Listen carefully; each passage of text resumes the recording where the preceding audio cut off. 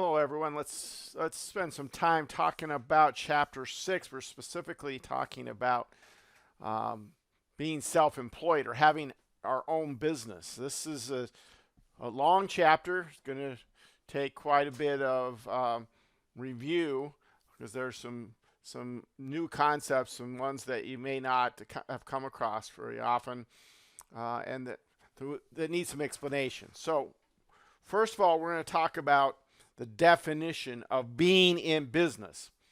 So, to be in business, you have to be in an activity that is engaged in for profit. Now, we'll talk about this again later, but this is in contrast to having a hobby that might bring in some income. So, if you are engaged in it for profit, if that's your intent, then it could be classified as a business.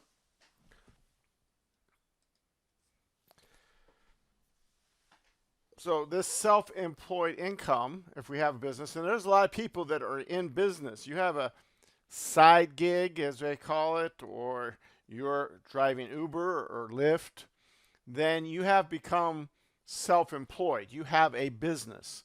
You are in that to make a profit. And the income from that needs to be reported on Schedule C as part of the 1040. So Schedule T of the 1040. So we're going to look at that for a minute. Let's pull up the 1040. Where did I put it? There it is. This is the Schedule C from Form 1040. You see there's information about the business owner and the type of business that you're in. The counting method we'll talk about in a little bit. Okay. Income in this section.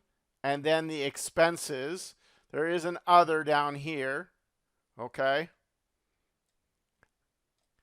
So it doesn't have to be in this list that to be put on here to be counted as an expense, but there are some very common ones listed here. And then we'll talk a little bit about the use of our home. That goes down at the end. And then you get your income. You subtract all your expenses, just like an income statement that we've learned about in other classes. Put that there, and then that number goes to Schedule 1, and then on to the 1040.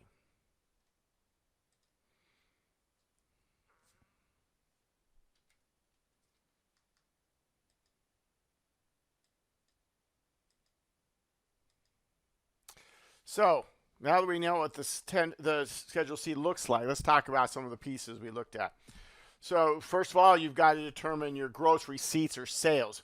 Most of the time, you are going to be a sole proprietorship like this business ownership. Okay. And we're not dealing with partnerships or corporations. That's going to be at the end of this class. But right now, we're talking just about having your own business, having a single owner, okay, operating as a sole proprietorship. You are almost always going to be under a cash basis, meaning you're going to report your income when you actually receive the money from direct sales to customers, or it may be work you perform as an independent contractor, like drivers for Lyft or Uber, okay, or if you do other things where you go and fix roofs or make repairs or any of those situations. If someone pays you as a contractor, then we are have a business situation here. Typically, then you'll receive a 1099 miss or NEC from the people that paid you. All right, they are required to send that to people who make more than $600. Not, at least if you're a business and you pay someone that. Individuals, if you are say you're a remodeler and you do most of your business for individuals, families, and things like that, they're not going to send you a 1099 miscellaneous or NEC. Okay. there's also a term called statutory employee, which is usually um, salespeople who do a lot of travel. They really are belong on Schedule C, but they actually receive W-2. It's kind of a complicated thing that you're only going to run into once in a while, and we're not going to focus on. Most of the time, this is a business that is fairly clear-cut, that you're making money. Now, that's what the income looks like. What about expenses? Well, first of all, cost of goods sold, as we're familiar with in our study of accounting, the cost of whatever it is we're selling to our customers. If you're providing services, then you don't have cost of goods sold. Okay. You may need to use the accrual method of counting if inventory is a material income producing factor. If you're in the sales, if you're retail or wholesale sales, okay, then technically you have to use accrual at least for the inventory. You can't just pretend that there's no inventory, but you can use cash basis for others as long as your income is over 25 million. That's a pretty big sole proprietorship. So for the most part, even if we use inventory, we got to keep track of inventory, but we don't have to use all accrual method until we get pretty big. So most of the time you come across it, we're going to be using the cash basis. So back when we talked about the idea of income, what's included, the definition, and this applies to a business as well as it does to any other income, all income is taxable unless specifically said, and nothing is deductible unless the law allows it. Okay? Now, there's no way to list all possible deductions or expenses, so they kind of gave a definition. And so when things get argued about with the IRS about whether it's a business expense or not, it usually comes down to these things. Is it ordinary? Okay, happens all the time, typical for this business. Okay, not an asset, not something that's going to last years and years. So it's going to be something you're going to have to do over and over again. Necessary.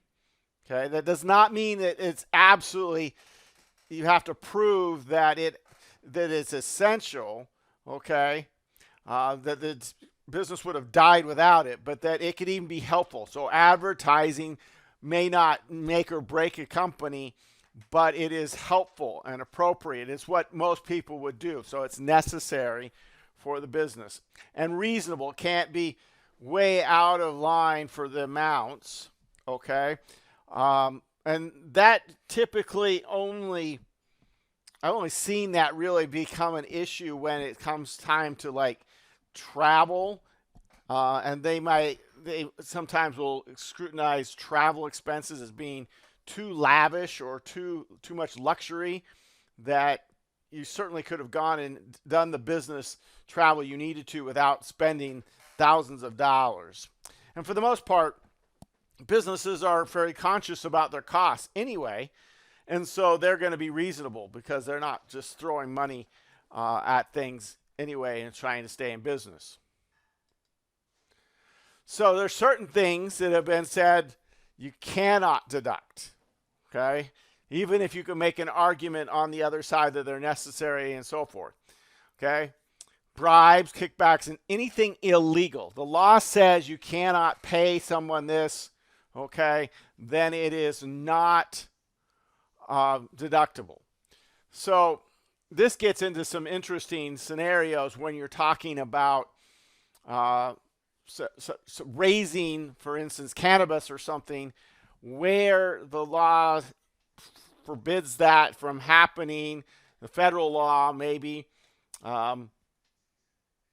is payment for that actually illegal and therefore not deductible. The thing is, income from illegal activities is still taxable. So some people know that certain gangsters were taken down, like Al Capone, because they actually didn't report their income. And basically, they say, okay, your income from these illegal activities, gambling, prostitution, that sort of thing, that's taxable. And then if you try to claim the expenses for that, they say, no, those are illegal expenses because they were done in the conduct of an illegal business, and so they're not deductible. So literally all the income becomes taxable. And if they didn't report it, then they can be prosecuted. Okay. Lobbying is not an expense or a political expense. So if you're trying to influence your legislature or in any way, the cost of that is not deductible.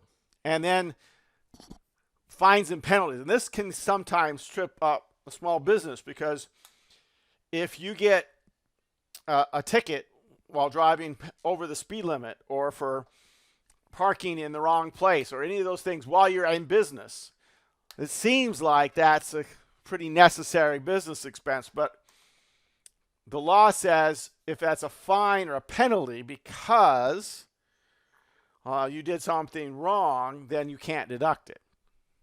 Okay, so that can come times, because sometimes that's what you end up doing. You're in a hurry to a business meeting and you park in the wrong spot, come out and get a ticket. You pay it through your business and say, well, that must be a deductible expense. I did it in the course of business. This would say, no, that's not. And if you got examined and they found that expense and that was your basis on that, you would lose. Okay. So that's kind of the introduction to business and business income and expenses. Okay. Now we're going to look at some of the ones that give us the most trouble, or get the most controversial type things and the rules about going forward. Okay, so in part 2 we'll talk about depreciation, and then in part 3 we'll discuss some other specific expenses, wrapping up with that in part 3.